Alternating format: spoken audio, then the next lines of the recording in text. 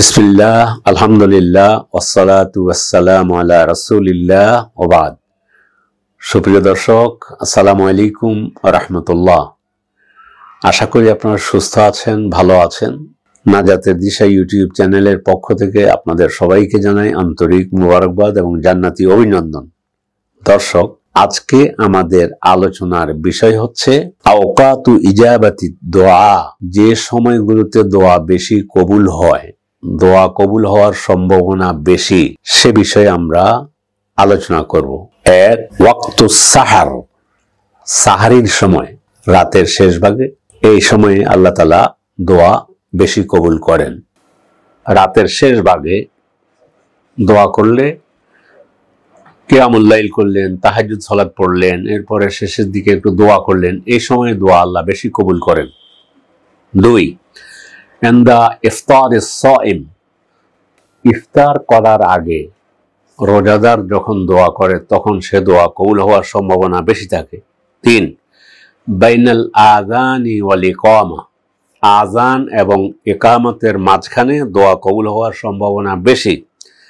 রাসূলুল্লাহ সাল্লাল্লাহু আলাইহি ওয়াসাল্লাম বলেছেন, ইন্নাদ দুআ লা ইউরাদ্দু বাইনাল আযানি ওয়াল ইকামা, আযান এবং ইকামতের মাঝখানে দোয়া করলে সে দোয়া আল্লাহ কবুল করেন, সেটা ফিরিয়ে দেন না। চার, ইনদা জালসাতিল খাতিব বাইনাল খুতবাতাইনি ইলা আন ইউসাল্লিম মিনাস সালাহ, খতিব যখন দুই খুতবার মাঝখানে বসেন এবং এরপর সালাত শেষ করার পূর্ব মুহূর্ত পর্যন্ত যখনই দোয়া করে, এই সময়টা দোয়া কবুল হওয়ার সম্ভাবনা বেশি। পাঁচ, ইনদা নুজুলিল গাইস, রহমতের বৃষ্টি যখন বর্ষিত হয় তখন দোয়া করলে আল্লাহ দোয়া কবুল করেন, দোয়া কবুল হওয়ার সম্ভাবনা বেশি। ইনদা ইলতিকা আল জাইশ ফি সাবিলিল্লাহ, আল্লাহর পথে যারা জিহাদ করে, তারা শত্রুর মোকাবেলা যখন করে তখন ওই সময়ে দোয়া করলে আল্লাহ তাআলা ওই সময়কার দোয়া বেশি তিনি কবুল করেন। সাত, ফি সুলুসিল আখির মিনাল লাইল, রাতের তৃতীয়াংশে, রাতের 3/2 ভাগ চলে যাওয়ার পর ওই সময়ও দোয়া কবুল হওয়ার সম্ভাবনা বেশি। ফিস সুজুদ, সাজদাতে দোয়া কবুল হওয়ার সম্ভাবনা সবচেয়ে বেশি। ফরজ সালাত হোক আর নফল সালাত হোক, যে কোনো সালাতেই যখন সিজদা করেন তখন আল্লাহর কাছে দোয়া করবেন। রাসূল সাল্লাল্লাহু আলাইহি সাল্লাম বলেছেন, ওয়া আম্মার রুকু ফাআযিমু ফীহি রব ওয়া আম্মাস সুজুদু ফাজতাহিদু ফীহি বিদ-দুআ ফাকামিনুন আন ইস্তাজাবা লাকুম, আর রুকুতে তোমরা আল্লাহর তাসবিহ করো, আল্লাহর পূত পবিত্রতা বর্ণনা করো, আর সাজদাতে তোমরা বেশি বেশি দোয়া করো, খুব বেশি সম্ভব তোমাদের দোয়া আল্লাহ তাআলা সাজদাতে যখন দোয়া করবে তখন আল্লাহ সে দোয়া কবুল করবে।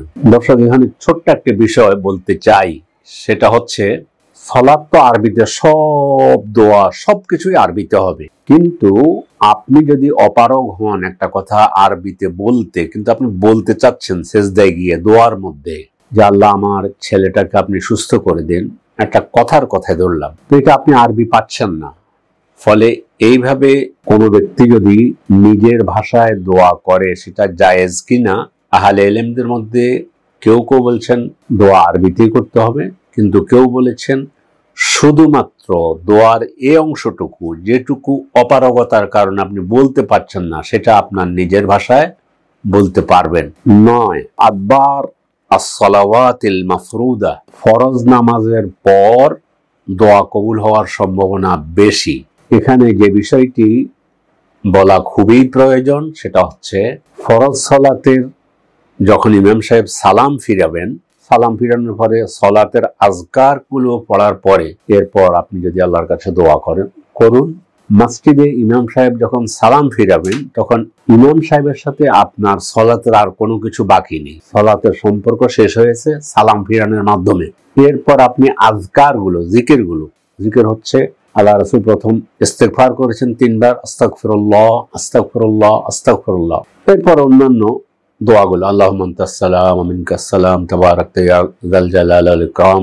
এরপর সুবহানাল্লাহ 33 বার, আলহামদুলিল্লাহ 33 বার, আল্লাহু আকবার 33 বার, সর্বশেষ সুবহানাল্লাহ আলহামদুলিল্লাহ ওয়া লা ইলাহা ইল্লাল্লাহ আল্লাহু আকবার লিল্লাহিল হামদ।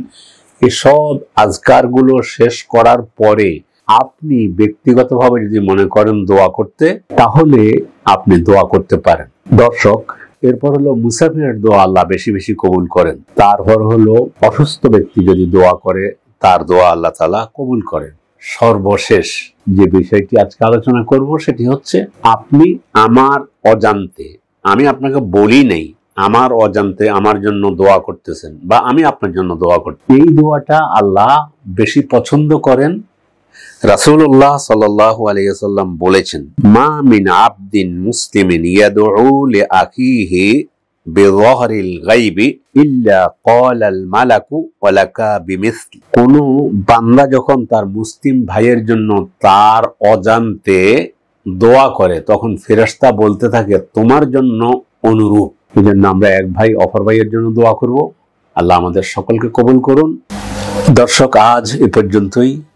আমাদের পরবর্তী অনুষ্ঠান দেখার আমন্ত্রণ জানিয়ে আপনাদের নিকট থেকে এখানে বিদায় নিচ্ছি।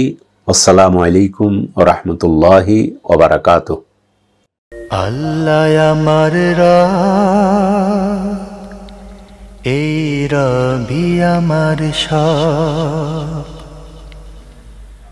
দমে দমে তনু মনে তারি অনুভব।